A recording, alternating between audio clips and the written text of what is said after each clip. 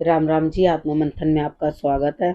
अब मैं आपको मूलांक 9 वालों के बारे में जो है प्रेडिक्शन करके वीकली बताने वाली हूँ। स्प्रेड क्या कहता है, अच्छा कहता है तो आगे बढ़ जाओ, नेगेटिव कहता है तो मैं हूँ ना, आपको मोटिवेट कर रही हूँ, आपको समझा रही हूँ, आपको बता रही हूँ किस तरह से आपने आगे बढ़ना है। अब आपने करना क्या, देखो, सबसे पहले आपने, जो मैं आपको बता रही हूँ, मित्र शत्रुओं को कैसे हैंडल करना है, उपाय कैसे करने हैं और गुरु मंत्र, आपने सब चीज़ें समझ लेनी है। अब आप अपने प्रश्नों के उत्तर चाहते हो तो आप भेज सकते हो, कमेंट करना, सब्सक्राइब करना, और उसके बाद आप अपना प्रश्न भेज देना कि भैया ये मेरा कार्य होगा, मूलांक 9 ये मेरा कार्य होगा, ये नहीं होगा या नहीं होगा, वैसा प्रश्न बिल्कुल मत करना, आंसर्स भी अच्छे नहीं आते। ठीक है, अब बात कर लेते हैं संडे की। संडे वाले दिन मुझे ऐसा लगता है यहाँ पे आप पुरानी किसी बात को लेकर परेशान हो, यानी कि दिल दुखी हो रहा है किसी बात को लेके, आपको लग रहा है अच्छा सामने वाले बंदे ने मेरे बारे में याद है कैसे बोला था, अरे भैया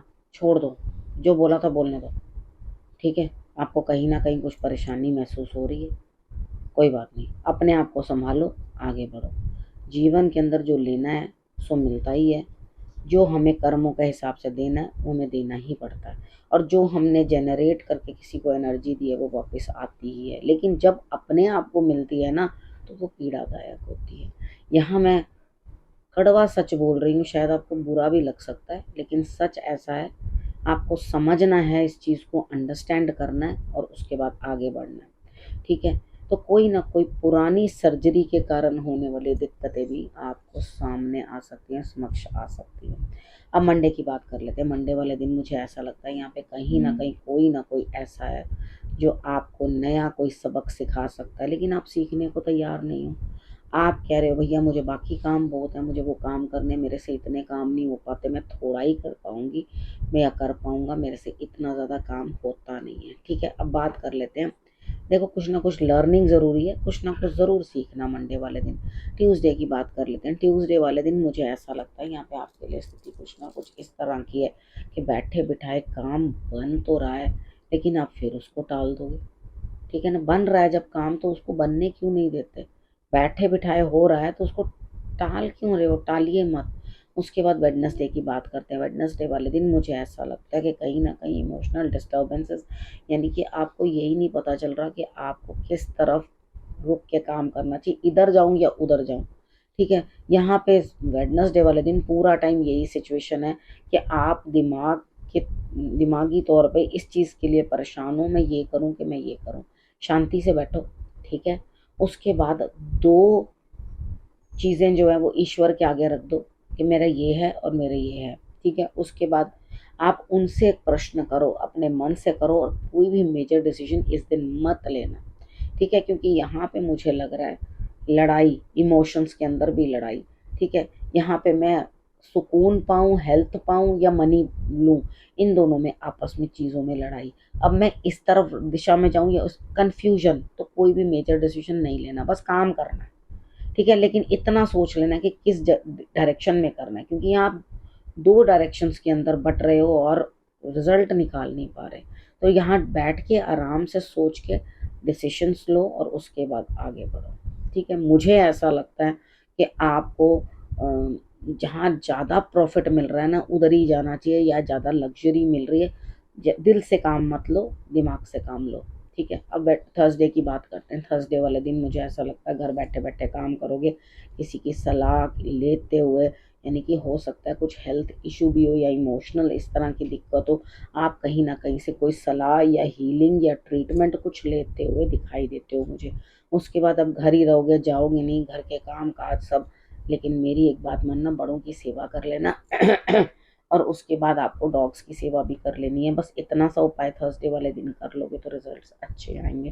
फ्राइडे की बात कर लेते हैं। फ्राइडे वाले दिन मुझे ऐसा लगता है कि भाग्य साथ दे रहा है, आगे बढ़ रहे हो, लेकिन स्थितियों के साथ समझौता कर लेना ज़रूरी है, क्योंकि क्या होता है कितनी बार हम क्या करते हैं, कॉम्प्रोमाइज़ करने को तैयार नहीं होते। हम लोग कहते हैं नहीं नहीं, ये मेरी कंडीशंस पे चलना है, जैसे जैसे मैंने कहना है वैसे वैसे ही सब होना है। भैया अगर हम उसको आज ये सलाह दे रहे हैं तो बहुत बड़ी एक रिस्पॉन्सिबिलिटी बन जाती है कि आपने उसको सलाह दी है और वो सलाह जो है वो गलत निकल आई है। तो यहाँ पर वो चीज़ आपने करनी है कि हाँ ये काम होना है, इसको मैंने करना है, भाग्य में परिवर्तन आना है तो ऑटोमेटिकली आना ही है। ठीक है।